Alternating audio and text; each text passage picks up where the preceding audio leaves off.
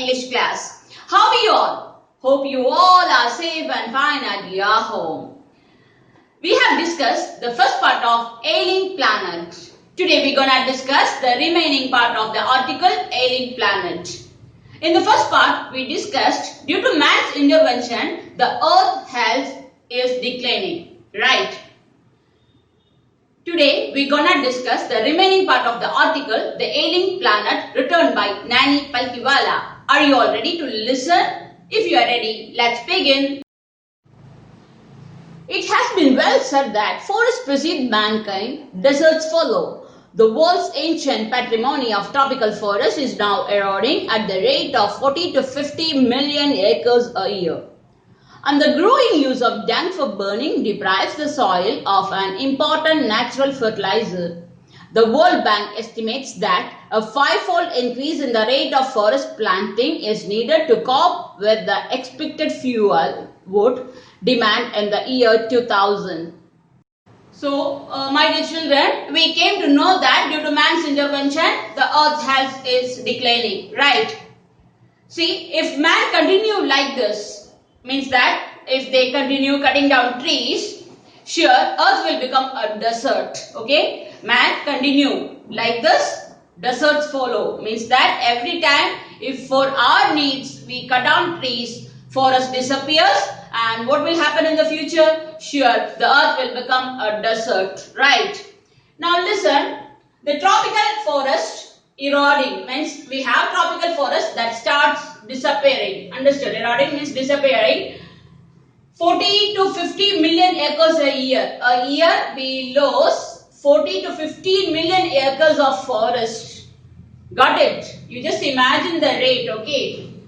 And then we people all know that cow dung is a natural fertilizer, right?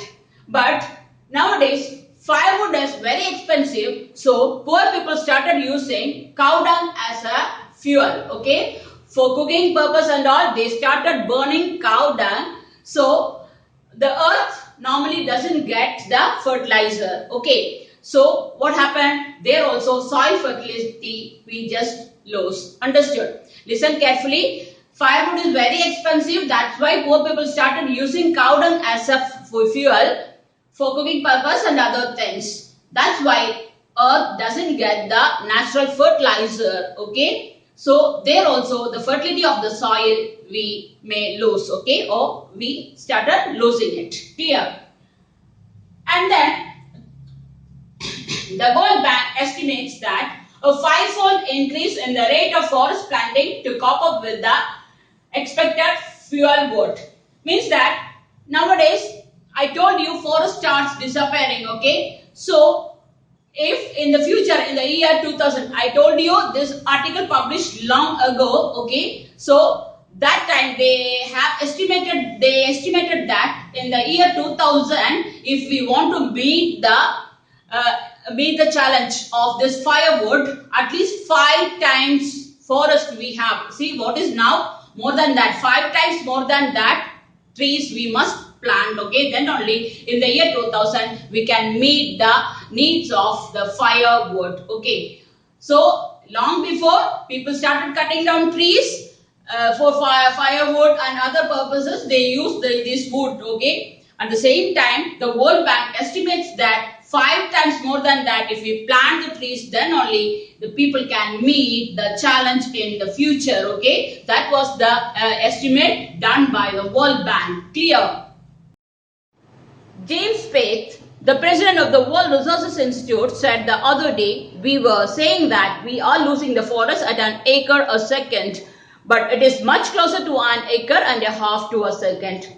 Article 48A to the Constitution of India provides that the state shall ensure to protect and improve the environment and to safeguard the forest and wildlife of the country. But what causes endless anguish is the fact that laws are never respected nor enforced in India. For instance, the Constitution says that casteism, untouchability and bonded labor shall be abolished. But they flourished shamelessly even after 44 years of the operation of the Constitution. A recent report of our Parliament's Estimates Committee has highlighted the near catastrophic depletion of India's forests Over the last 4 decades, India, according to a reliable data, is losing its forests at the rate of 3.7 million acres a year. Large areas, officially designated as forest land, are already virtually treeless. The actual loss of forest is estimated to be about 8 times the rate indicated by government statistics. James Pitt, the president of the World Resource Institute, says we are losing the forest at an acre in a second, but it is much closer to an acre and a half to a second. You just imagine the rate of destruction. Okay. Now you listen.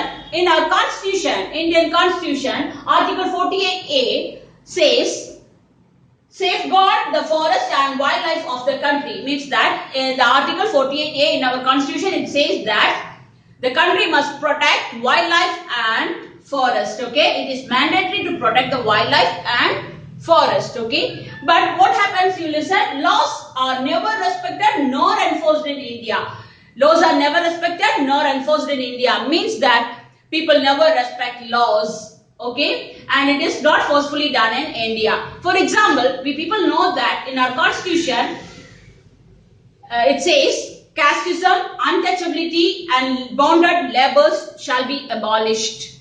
But we know that that means the untouchability, bonded labor, and even casteism, everything is just flourished shamelessly. We know that people or the government is not able to control these things. Am I right or not? But the Constitution demands this. What it demands? Yes, what it is? Casteism, untouchability, bonded labor shall be abolished. But it flourishes shamelessly. We can't stop it. Right? So, we came to know that, or we come to know that laws are never respected nor enforced in India. That's why the Article 48A says we must safeguard the forest and wildlife. But we know that how it goes and all. Okay. Long before the article just says in the article, all the people, okay, the Green Movement founders and other organizers, they just says like that. If we don't protect our wildlife or forest, sure, the future generation would be in trouble. Okay, long before they said, but still we know that here and there it continues, right? A 3-year study using satellites and aerial photography conducted by the United Nations warns the environment has deteriorated so badly that it is critical in many of the 88 countries investigated. There can be no doubt that the growth of world population is one of the strongest factors destroying the future of human society. It took mankind more than 1 million years to reach the first billion. That was the world population around the year 1800. By the year 1900, a second billion was added. And the 20th century has added another 3.7 billion. The present world population is estimated at 5.7 billion. Every 4 days, the world population increases by 1 million. Fertility falls as incomes rise, education spreads, and health improves. Thus, development is the best contraceptive, but development itself may not be possible if the present increase in numbers continues. The rich get richer and the poor beget children, which condemns them to remain poor. More children does not mean more workers, merely more people without work. It is not suggested that human beings be treated like cattle and compulsorily sterilized. But there is no alternative to voluntary family planning without introducing an element of coercion. The choice is really between control of population and perpetuation of poverty. The population of India is estimated to be 920 million today, more than the entire population of Africa and South America put together. No one familiar with the conditions in India would doubt that the hope of the people would die in their hungry hutments unless population control is given topmost priority. So, my dear children, the growth of world population is the greatest factor that has entangled the future of human society. So, the population growth is a great threat to human society. It took mankind 1 million years to reach the first billion. That was the world population around the year 1800. By 1900, a second billion was added. The 20th century has added another 3.7. So the present world population is estimated as 6 billion. I told you the article was written long ago. So you just imagine the rate of population growth, okay? It's very fast. Every 4 days, the world population increases by 1 million. You just imagine every 4 days, the world population increases by 1 million. It is said that human fertility falls as incomes rise, education spreads, and health improves. Thus, development is the best contraceptive. So, if population growth is like this, people needs a lot of things, okay? So, developments they want. For that, they exploit the nature. But development is not possible if the present increase in number continues. If the population growth goes like this, development is also not possible because we don't have the space to live. Am I right? Okay. So development is also not possible. Everyone needs buildings and all, means it is not possible at all. So the population growth increases like this, sure, development is also not possible. More children do not mean more work. We know that. See, if more children are there in a family, means that everyone get job. That is not true. We know that. It means more people without work. If population increase, people become jobless. Okay, employment facility also won't be there. Control of population is the only choice if we want to make progress. So the exact progress if we want to get means that we must control population, or we shall have to face perpetual poverty. If we will not control the population growth, sure, everyone must face the perpetual poverty. This is not to suggest that human beings should be treated like cattle and sterilized compulsorily. People should be encouraged to adapt family planning voluntarily. Means that people should do that family planning, okay? We cannot do like cattle, okay? Cattle's family planning forcefully we can do, okay? At the same time, human being must do family planning and control the population growth. That is the only way for development. Otherwise, what will happen? Exploitation of nature, it goes like that, and mankind put themselves in trouble.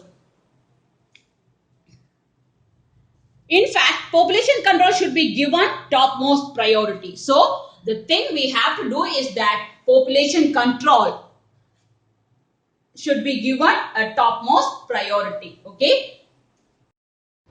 For the first time in human history, we see a transcending concern, the survival not just of the people but of the planet. We have begun to take a holistic view of the very basis of our existence. The environmental problem does not necessarily signal our demise. It's our passport for the future. The emerging new world vision has assured in the era of responsibility. It is a holistic view, an ecological view, seeing the world as an integrated whole rather than a dissociated collection of parts. Industry has a most crucial role to play in this new era of responsibility. What a transformation would be effected if more businessmen share the view of the chairman of DuPont, Mr. Edgar S. Woolard, who 5 years ago declared himself to be the company's chief environmental officer. He said, "Our continued existence as a leading manufacturer requires that we excel in environmental performance." Of all the statements made by Margaret Thatcher during the years of her prime ministership, none has passed so decisively into the current coin of English usage as her felicitous words. No generation has a freehold on this earth. All we have is a life tenancy with a full repairing lease. In the words of Mr. Lester Brown, we have not inherited this earth from our forefathers, we have borrowed it from our children. For the first time in human history, we see the changing concern, that is, the survival not just of the people but of the planet. Every time we used to give prior importance to the survival of people. But here, for the first time in human history, we see the changing concern, that is the survival of the planet, not of the people. Okay, means that more than people, we must give importance to the planet because the planet's health is declining. Okay, so for the first time in human history, we see this changing concern. Got it? Now, listen. we have begun to take a holistic view of the very basis of our existence. I told you in the beginning, before it was only the mechanistic view, means that we consider Earth as a machine, okay? At the same time, now the thought changed. What is it? We consider in the view, what are the views? Yes, it is the holistic and ecological view. We consider it in a holy way and the ecological view. When we started thinking in a holistic and ecological view, we started protecting our Earth. Right? Yes. Listen, the environmental problem does not necessarily signal our demise. It is the passport for future. Means that we know a lot of environmental problems occurs nowadays, okay? That does not signal our demise. Our demise means our end. People end, okay? So the environmental problems does not signal our demise, but this is a passport for the future, okay? That shows the passport for the future. Clear? So whatever the environmental problem signals, we must take it in a serious way. Understood? Because that is the passport for the future. Clear?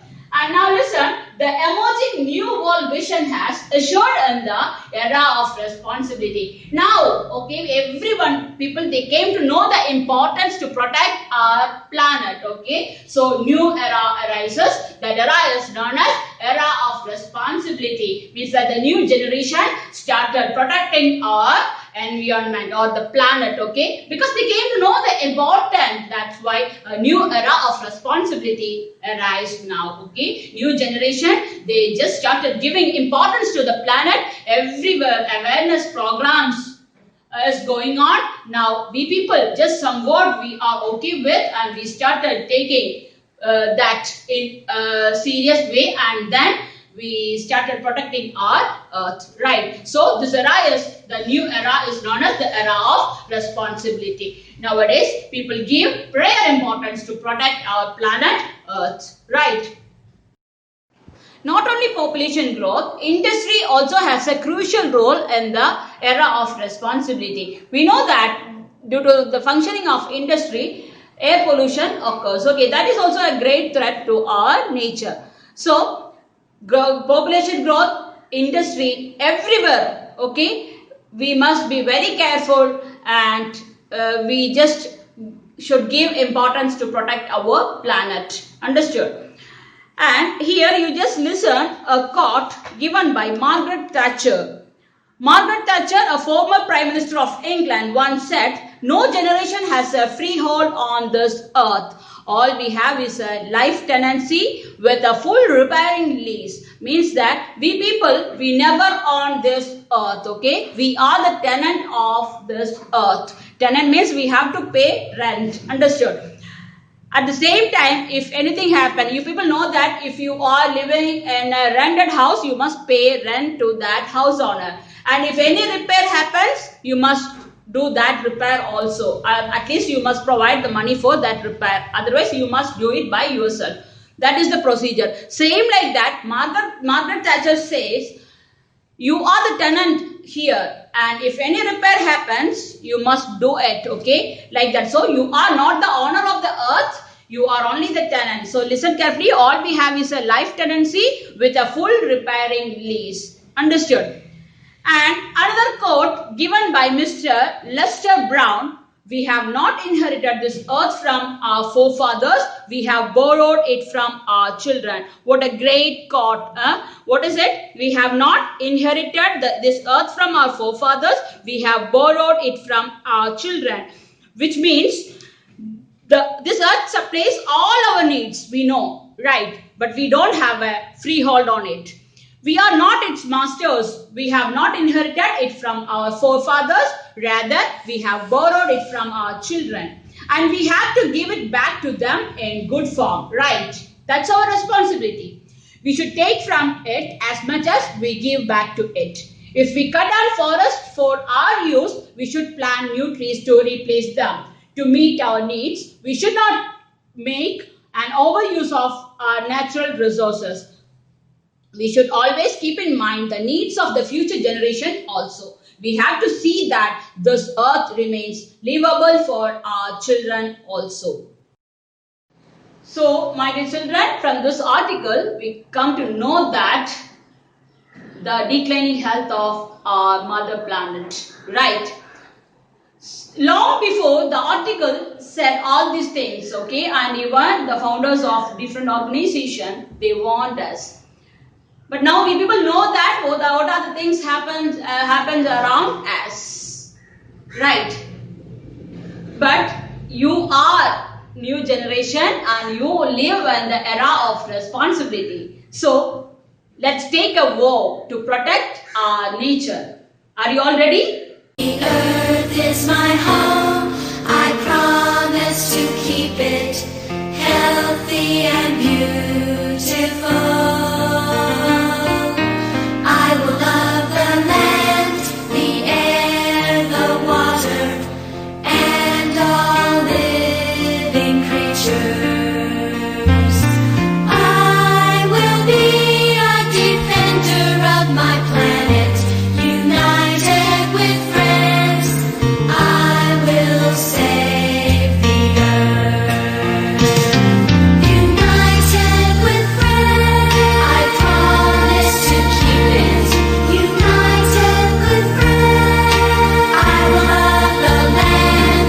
United with friends, I'll be a defender. I will save the earth. The earth is my home. I promise to keep it healthy and beautiful. I will love the land, the air, the water, and all living creatures. I will be a defender of my planet, united with friends. I will save the earth. I will save the earth.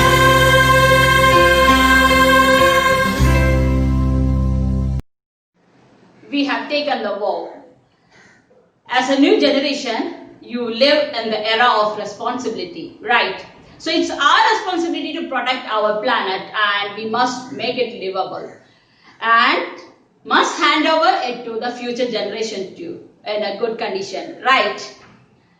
So it's our responsibility to protect our earth. For that, what are the things we must do? Tell me. Yes, what are they? Must protect fisheries, forest, croplands, grasslands, and must control population growth.